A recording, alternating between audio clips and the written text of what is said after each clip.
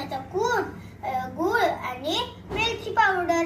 आता आपण हे मिक्स करूया.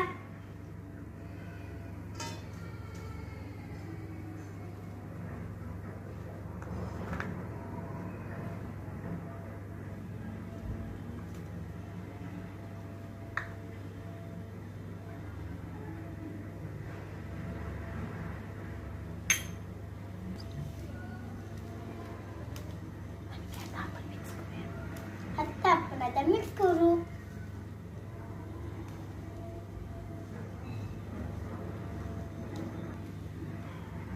आता आपण लाडू बनवूया.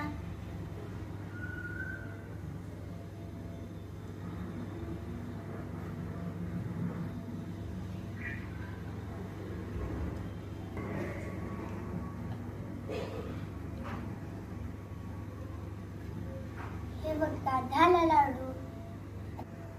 आता आपण तळलेले लाडू बनवूया. आता आपले लाडू बनून झाले. आता आपण टेस्ट करू.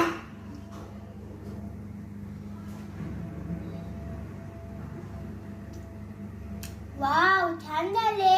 तुम्ही ट्राय करून बघा. धन्यवाद.